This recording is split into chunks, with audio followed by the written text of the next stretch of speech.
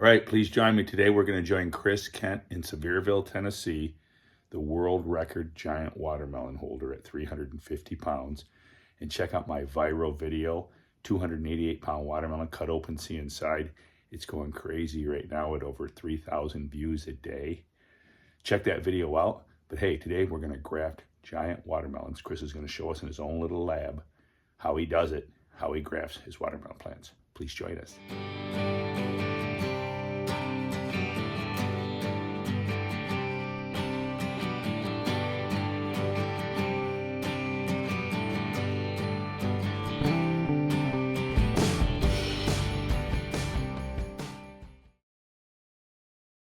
All right, Chris is grafting watermelons tonight. What can you tell us, Chris, about the plants? What are you starting with? Well, I'm picking, these are the rootstock, so I'm getting the rootstock ready. These right here, the bigger ones, are the rootstock. It's gourd rootstock. Gourd? What kind of gourd? Those are Rampart. Rampart. Okay, the lighting in here is a little different. Because they're grow lights. They're LED blue grow lights. Yeah. All right. So there's a Rampart gourd. Mm-hmm. And that's what you're grafting onto. Yep. Well, that's one of the ones. I've got two different kinds of rootstock here, and then I've got these, which are my own special rootstock, where I've crossed a Rampart and a bushel gourd together. Okay, you crossbred them. Yep. That's your own seed line for grafting. All right. Interesting. Yeah. These Ramparts came from Jeremy Terry. Jeremy Terry? Yep.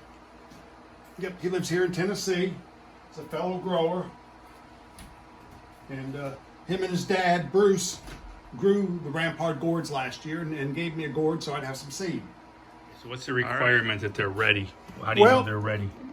We try to have them get a certain size, but you don't want them too big. But this way, after they start putting out their first leaf, they've accumulated, as they say, some carbohydrates in the plant, because we're going to cut this top off and put another top on top of it. And it's got to have enough energy in the plant to heal itself up and start growing. So we usually want the watermelon, these are the watermelon plants right here. We want them just getting started with the first true leaf, as you can see right there. Yeah. And then these are, like I said, on the rootstock.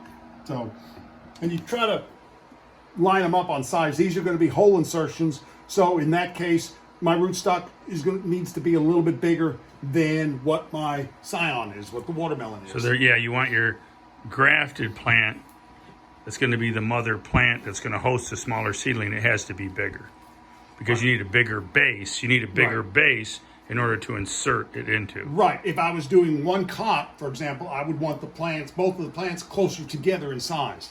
Now the lighting in this room is much better in person than it shows up on this phone. On this phone, it's got... See, I can make it... It's because see, I can make it yellow. That's what you want. Oh, there you go. See, there you go. That's the bloom, and I don't need the bloom right now. I want them to grow. All right, well, I want them to be able to see the plants. So here's the watermelons right here. To get an idea the size of the watermelon. This lighting's tricky. All right, there's your seedling. It's just you can barely see the true leaf starting to show up there in the middle, just barely. All right, and then, but the mother graft has a true leaf that's definitely as big as your finger, curled in.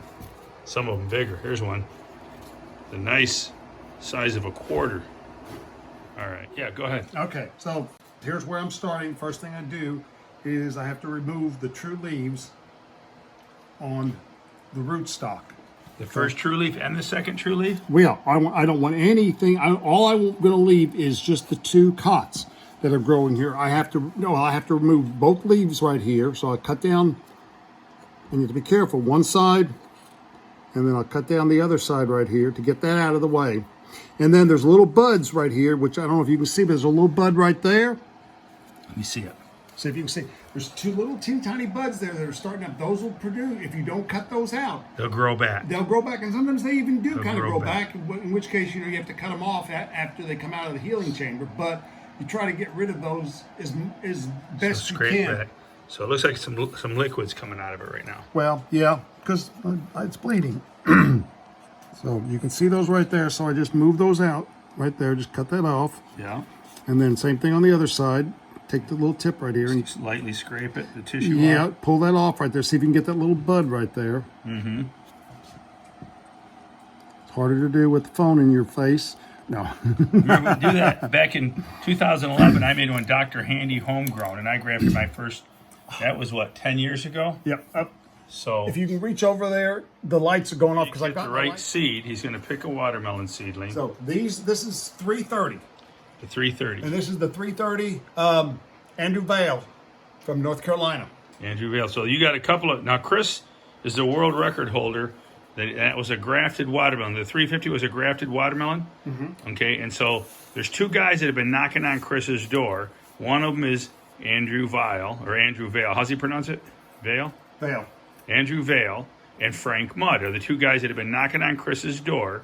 But Chris can hear him. He hears them knocking, but they can't come in. So he's been keeping them at bay, but they're getting close. Andy grew what, a 341? 341. Two of them. He grew a 341 and a 341 and a half. And then what has Frank grown? Frank's grown a 341. Has he? Yep. Oh my goodness. So they're 9 pounds behind you. Yep, both of them. Okay, so you cut that off. Now, you cut that off. Did you just cut it straight off the first time? Yes. Okay. Yeah, just to cut it off of And the. then now, you got to cut it again. I got to cut it If I again. remember right. Right. I got to make That's two. like a compound I miter. got to do two cuts. So this one's going to be this way. Okay, you're going to cut it like that on an angle. Right. So we call it kind of like shaving it on an angle. Right. Like And on then a you're 45. going to turn it 45 and do the same thing over here. You turn And the reason you're doing that is you're kind of making it round, so you put a round peg in a round hole. a round peg and a round hole, and you're actually giving it more surface, I would think, to adhere to grow to. And the most important thing about this is make sure that original cut that you made points down. Okay?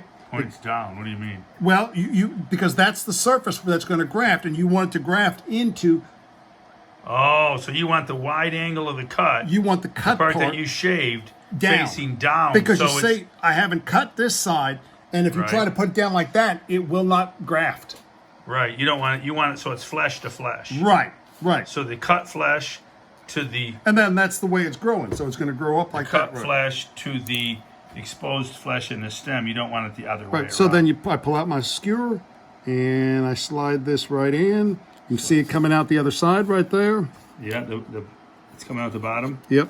And this But you're one- exposing that Right. sliced flesh to the right. skewed flesh. Right. And then I'm So going it's flesh to flesh. to take my grafting clip and put it on there, and hopefully it works. This one was a little. This one. What the grafting clip does is hold it in place so it doesn't. Yep. And I don't know. I don't really like this one. It's kind of loose right here. So, but we'll see how it goes. So anyway, so I would put that in there like that. Get it in there just about right. Mark that one loosey goosey and see if that ends up being a good one or a bad one. Right. And then I got to put my clip on All right. right up close to it. And You steal the kids' hair clips. Is that what you did? no, they're grafting clips like that. And see, All right. and see, it's in there. So I can Okay. pull on a little there bit. you It's go. in there. And then what you So do that is clips it and gives it a little bit of right. And then you take your a little mister grip. and you mist it down. And then this will go into what I use these Walmart plastic totes, put them in there, and then that'll be the healing chamber. And that's where it'll spend the next 7 days healing up if we're successful. There you go. So you put them all in there and it can create like a humid environment. Right. Right. And That's then, after that, then what goes on next? Do you put a blanket or a towel over top? I put a lid. A lid. Oh, the lid on. It's got to be sealed. Now, do you Otherwise, keep, you won't keep that 100% humidity in there. so you want 100% humidity? Do you use the humidifier gauge? No, if I spray the whole thing down and put a lid over it, I know That's it's good. hot. That's It's good. hot. Yeah. And then what temperature? You want to keep it between 72 and 75. 72 and 75 degrees. If it's cooler, it'll take longer to heal. If it's hotter, you have a better chance of getting mold, mildew, rot, and stuff, and pathogens growing in there. So I wouldn't have that sitting on a cement slab. You probably want it up on right, so you get a good stable temperature. right. Not cold spots, not hot spots. I had one year I had them in here and it got really warm and it got up into the 80s in here, and the next day they were all mush. So, all right. All right, I think that's so much. I'll get you started on the grafting. If you have more questions, please comment below. And what we'll do is we'll come back and we can answer the questions later. If they come on, if you have questions and concerns, just ask them. I'm also going to link this back to Dr. Handy Homegrown. It's been now, 11 years ago, I believe. 11 years ago, I grafted my first watermelons, and they took. So I haven't done it maybe did it once since then. Yeah. So I haven't grown a big watermelon. It was 2011 that I grew my 260-pound watermelon. I haven't done much since. Bill Edwards was right. Bill Edwards told me, now you'll never do that again.